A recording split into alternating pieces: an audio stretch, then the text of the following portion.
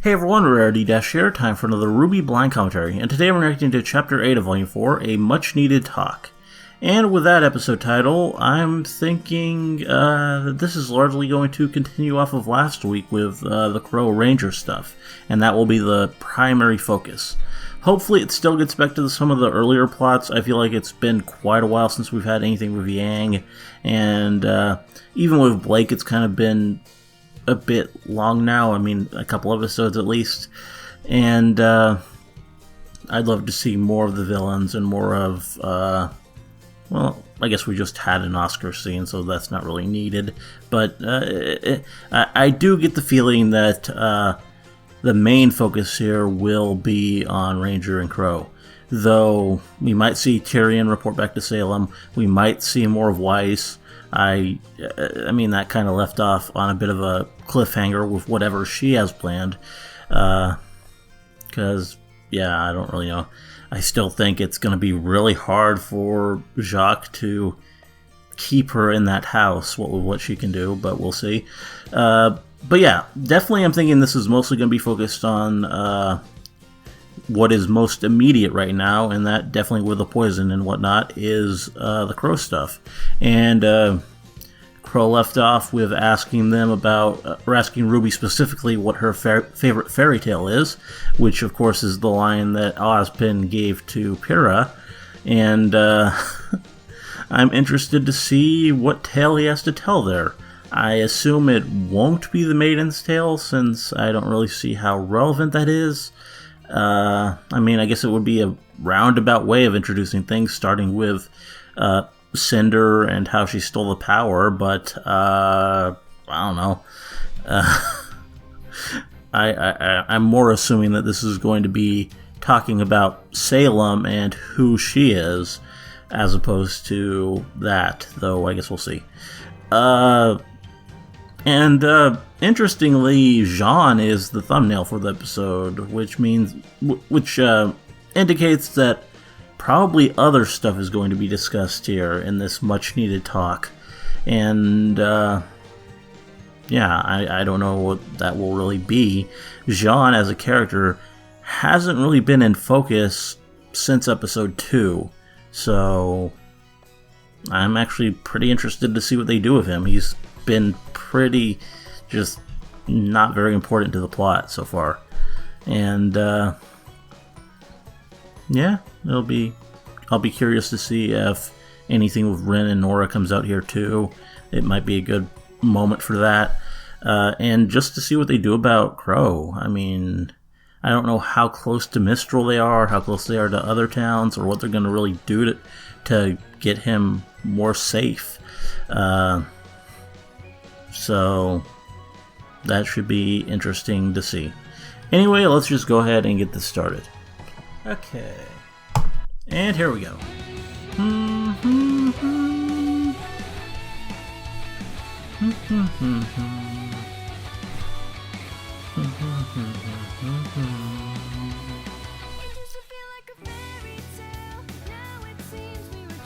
Pretending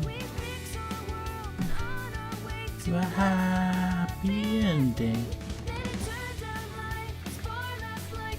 Bedtime story.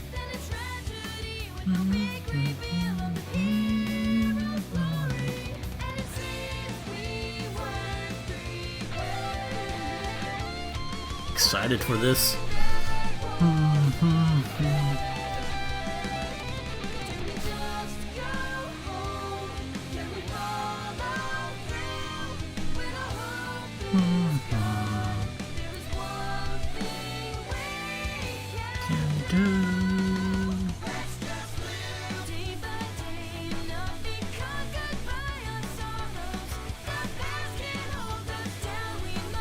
This is a long episode, just all the time. 20 minutes. That's one of the longest ones yet.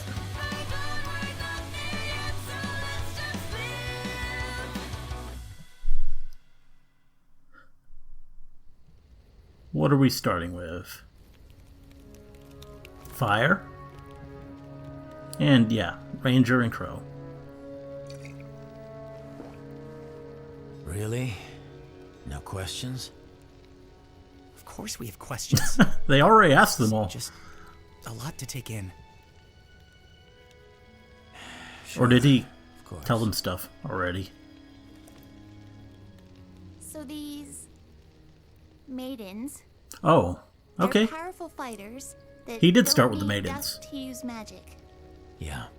And there are 4 of them? Yep. Always. Which means that whenever one of them dies, the power transfers to someone, a female, that they care about? Whoever was in their thoughts last. Important distinction. Best option, it's someone we can trust. Regardless, their souls become combined, in a way. And that's what you were trying to do to Pyrrha. The night the tower fell. You were trying to turn her into one of them. The previous Fall Maiden, Amber, had been attacked. She was young and inexperienced. So Jean finally gets his answers. Hadn't thought about that. Somehow managed to steal some He of must her have had a power. lot of questions Not all remaining. of it. We were afraid that if we didn't do something, the rest would go to her as well. So you forced it on Pyrrha. We didn't. Yeah, force he's not anything. gonna like that.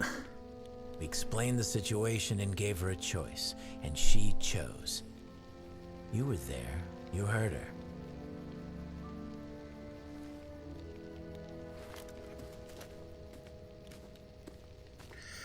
Yeah. That guy, Tyrion. Why was he after me? Well, you definitely painted a target on your back with what you did at Beacon. I told you having silver eyes is a rare trait, and the fact that you're someone that was able to use them seems to have upset some very powerful people. Not many people know about the silver eyes, but those that do aren't very happy that one has surfaced. That's why I've been keeping an eye on you. Wanted to make sure you were safe. All of you. Well, then, why not just travel with us? It seems like that would have been way easier. He was using you as bait. Look, I wouldn't put it like that. It's complicated. What is all of this? Ruby's being hunted. The schools are being attacked. All for what? What is the point of all of this? Will you just tell us what's going on?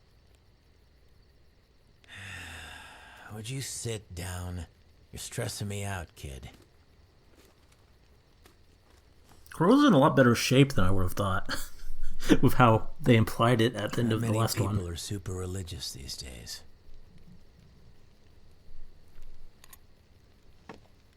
This world's been around for a long time. Long enough that people have created dozens of gods. But if you believe Ozpin, 2 of them are actually real. Oh. They were brothers. Getting some. The older sibling, the god of light, found joy in creating forces of life. Meanwhile, the younger brother, the god of darkness, spent his time creating forces of destruction. As you can imagine, they both had pretty different ideas about how things should go. The older one would spend his days creating water, plants, wildlife. And at night, his brother would wake to see all the things that the elder had made and become disgusted. So we did get a new story. To counteract his brother's creations, the god Just of wasn't where we darkness started. brought drought, fire, famine, all that he could do to rid Remnant of life. Life always returned. So one night, the younger brother went and made something. Something that shared his innate desire to destroy anything and everything. Grim? The creatures of Grimm. Yep. You guessed it. The older brother had finally had enough. Knowing that their feud couldn't last like this forever, he proposed that they make one final creation. Together. Something they could both be proud of. Their masterpiece. Younger brother agreed.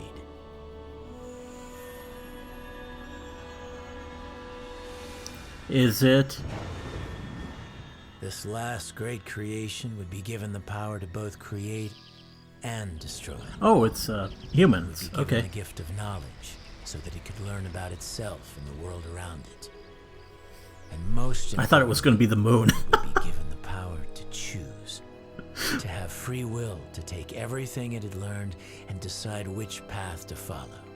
So I guess Path of light, still waiting on an explanation for that. Path of Probably will be for a darkness. while. and that is how humanity came to be. Cool. But what does that have to do with us? Well, Good that's question. the kicker. See, the four gifts to mankind, knowledge, creation, destruction, and choice, aren't just metaphorical. Each of them exists in a physical form, left behind by the gods before they abandoned Remnant, and each of them is extraordinarily powerful. If someone were to collect all four, they'd be able to change the world, and that's exactly what the enemy wants. Huh. The Huntsman Academies were created to train generations of humanity's protectors, but they also serve another purpose, guarding the relics. Okay. When I was just going to ask Osborne's about the predecessor relic. founded the schools, he built them around the relics to act as a fortress. Not only would they be easier to defend, but they would be constantly surrounded by trained warriors. The hope was that hiding the relics would keep mankind from using them against itself. And, of course, keeping them out of her reach. So, yeah, there's that. Her. Yeah, still kind of avoiding Salem? the whole Salem question. Right. Not much is known about her, and quite frankly, that's not what matters. What matters right now is that she wants the relics. And if she gets them, it's not going to end well. Okay, so they really don't know who she is, I guess. And Blake. Cool. You know, you can always go in and Collie. say hi. I don't want to bother him. A father's never too busy for his daughter. Aw. Not all of my friends would agree with you on that. Yeah. Here, What? Where are you going? you've never been very talkative, but that boy you brought home loves to run his mouth. I want to hear more about the adventures of Team RWBY. Mm-hmm. Collie, is that you, dear?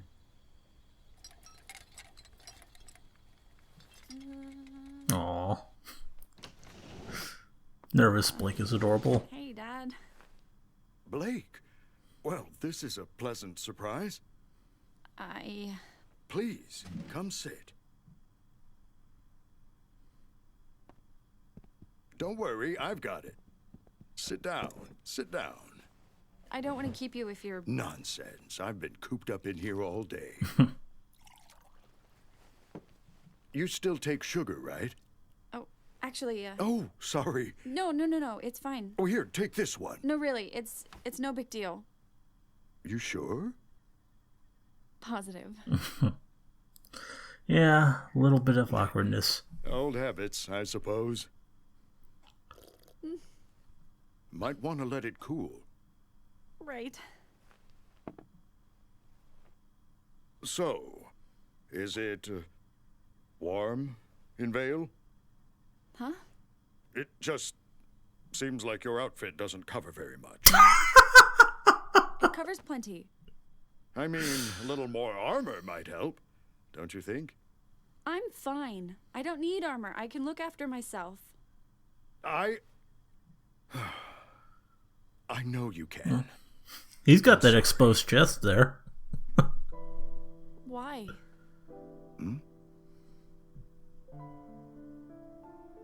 Why would you say that? Sweetheart, what's wrong? What did I say? How can you still love me after what I did? Aw. Blake. Your mother and I will always love you. You were right. I shouted at you and yelled at you, but you were right. I called you cowards. It's okay.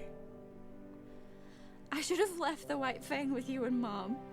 I should have listened to you, and I'm sorry. Okay, so I'm that's so kind of what I thought. sorry. Blake, it's fine. We never held anything against you, and I never feared you would fail. The only thing I ever feared was that you would fall down the wrong path. And I am so proud to see you haven't. But I did. It was... And you pulled yourself out. You came back. There aren't many who possess that kind of strength, and even fewer that have the courage to face their demons again. Vale, Mountain Glen, Beacon. You confronted the White Fang time after time. I didn't do it alone. No, you didn't. Which is why I wanted to ask you. Why did you leave Vale? Why did you leave your friends behind? Gara's pretty cool. Knows what he's talking about. Son? And this guy has to come in. Whoa! This isn't the bathroom! Ruin the moment. I'll just be going. Sorry to interrupt this tender family Ah. moment. I really don't like you. Yeah. Right there with you. So let's say we believe all of this. There really is this crazy evil being behind these attacks, not just some thugs trying to become powerful. Why doesn't the world know? Why isn't Atlas going after them, or Mistral? And why aren't we in more of a hurry to get to Haven? Shouldn't we be getting them a message? What if they're next? The headmaster over there saw what happened to Beacon. He's not dumb. He'll be on his guard. Besides, it takes time to mobilize forces like that. Do you really think they planned out that attack on Beacon overnight? And to answer your question, it's the same reason we keep quiet about the maidens. If the whole world knew about the relics, about Salem, it would be chaos. Yeah, and We'd have grim. another great war on our hands, and this time, you'd have to fight. Look, I had the same questions too. But old Ozpen always put his foot down. We can't cause a panic. I can't tell you how many times I've heard that. Salem's smart. She works from the shadows, using others to get what she wants, so that when it comes time to place the blame, we can only point at each other. She's trying to divide us, humanity. And so far, she's done a pretty damn good job.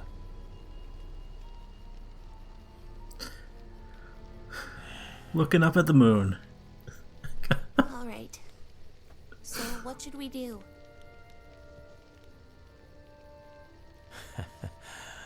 I don't really know. Ozpen has put a lot of trust in the headmasters. Like I said, the schools are an important part of stopping Salem. Atlas is going to be on high alert after the last attack, and Vacuo is, well, Vacuo. It'll be hard to hire thieves and scoundrels to fight against other thieves and scoundrels.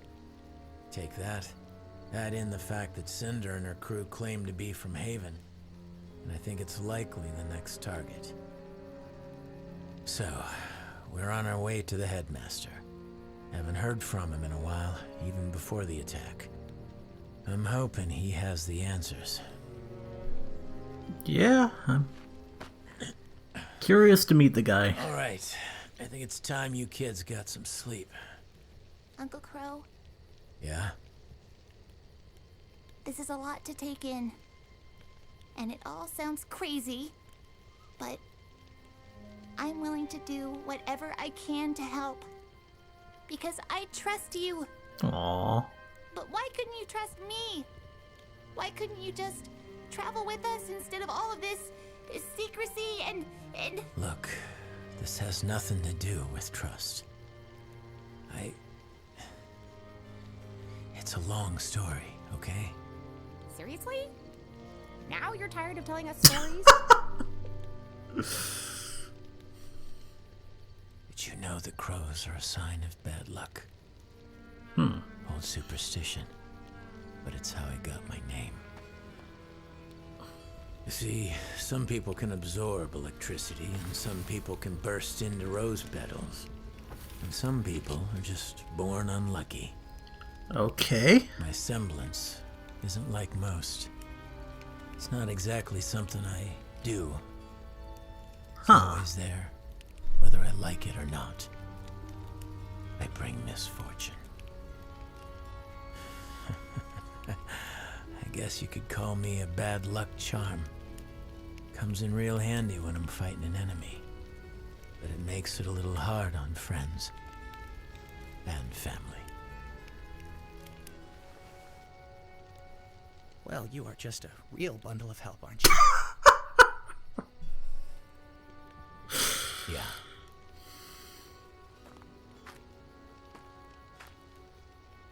Where are you going?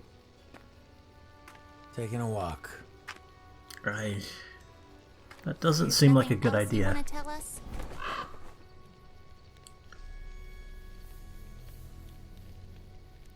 Not tonight.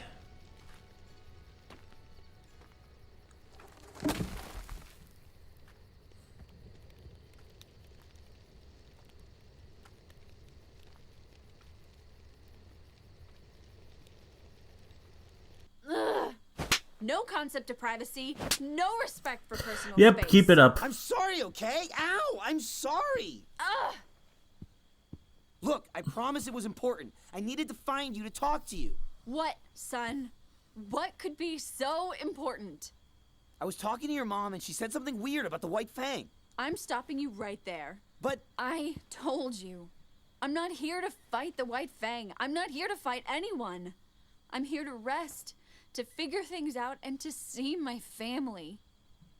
your mom said White Fang members don't wear masks in Menagerie, but I saw one at the market yesterday. I even got a picture. Son. Look, I'm trying to help. I don't want. Is it gonna your be help. Adam?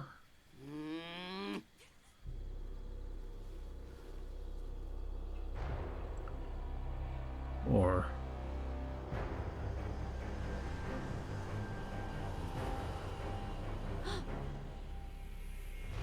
No. Oh, is it? A freaking ninja? A spy.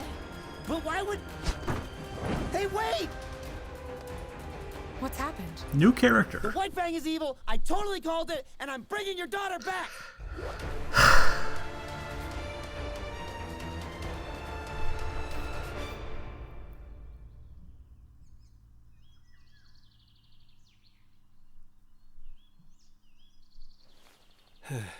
We should probably get moving. Yeah.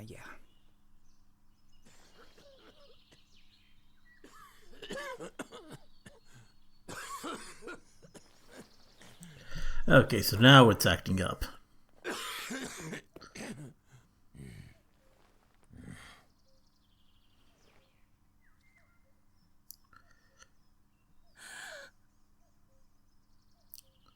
Well, that's unfortunate.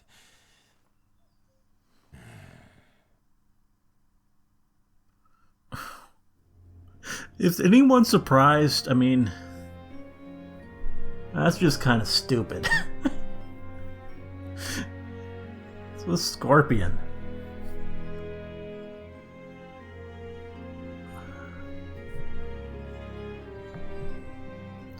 Okay.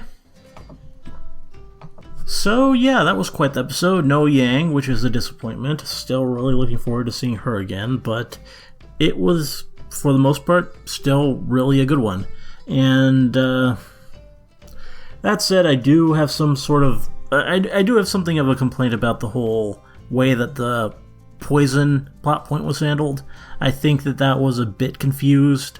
Because, I mean, he was obviously poisoned at the end of the last episode. That could not have been more clear, and that should have been Team Ranger's #1 concern.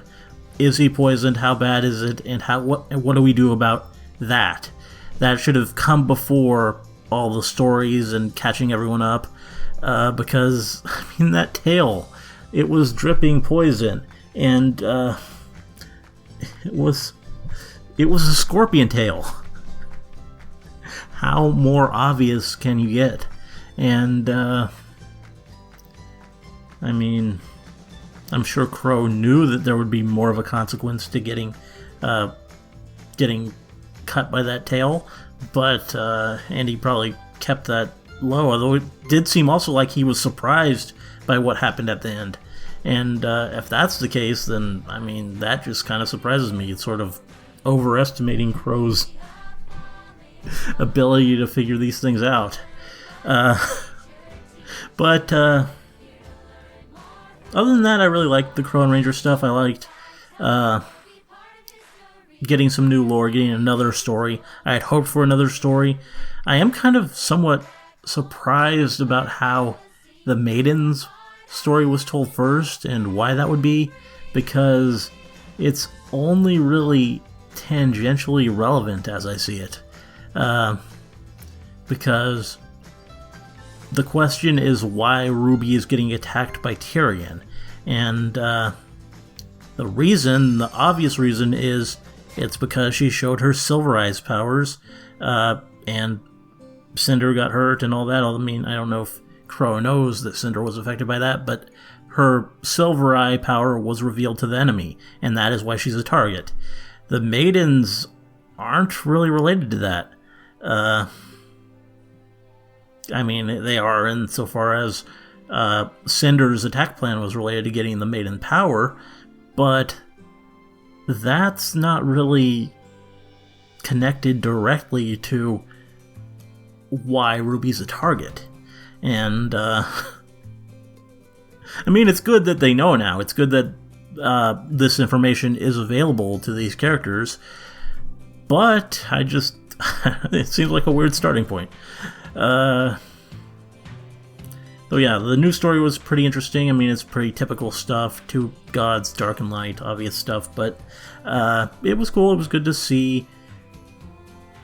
It was good to have a bit more lore there and learn a bit more about the religion of the world, or one of them. They said there were other ones that aren't real, which is kind of weird. But yeah, it was a good new piece of lore to have, and I did kind of hope there in that moment for some information about the moon, which they again focused on quite a bit in this episode. Even had Crow looking up at it. Gotta explain that at some point. It was also interesting to see how the other characters took it. There wasn't really much so much with Nora and Ren in this one, but Jean had some interesting developments there with his obvious resentment of what Crow was telling him, and of Crow, period, just for his role in it, and really at the circumstances that sort of ended up leading Pyrrha on the path that she took. And that's pretty cool. That gives Jean more of a role in things, and it's good that he finally has those answers, because I hadn't even thought about how none of that had been explained to him yet, and that had to be weighing on him. And what else? Oh yeah, Crow's semblance, which is very interesting, because this means his power to shapeshift, which we've confirmed now is something he can do. He can shapeshift. We saw him, the Crow, and then him come out on the other side, and that power has been confirmed, but that's not his semblance.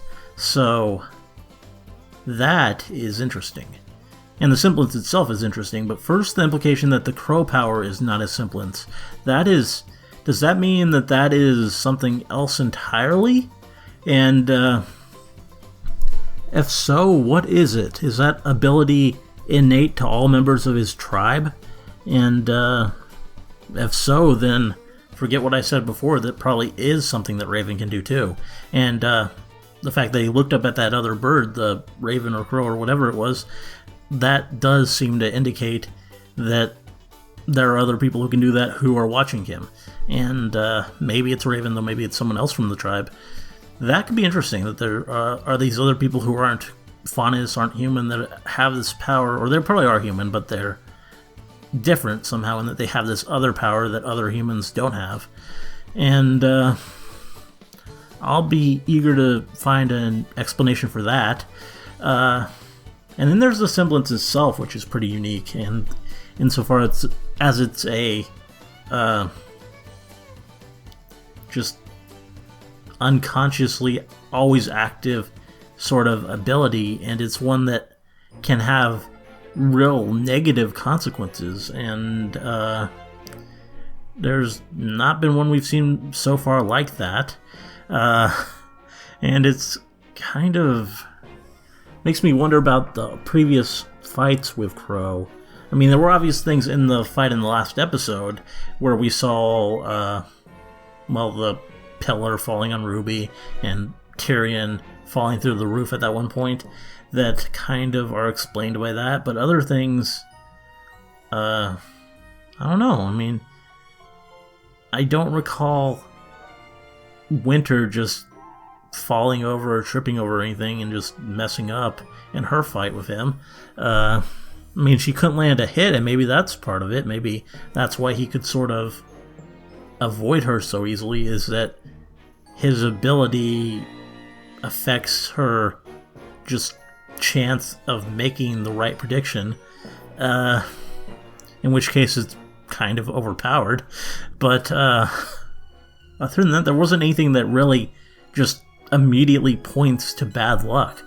And even with the Tyrion fight, there's still a lot that hasn't exactly been explained. I mean, a lot of people pointed it out, but there was that whole weird sequence in there where he was able to land punches on Tyrion, and then Tyrion just waited around and let him get his weapon back. And that probably has more to do with Tyrion, though, than Crow's power. I'm just sort of thinking about it, and this whole bad luck thing, it seems kind of like something that we haven't seen evidence of before. I mean, we haven't really seen enough of Crow fighting in the first place.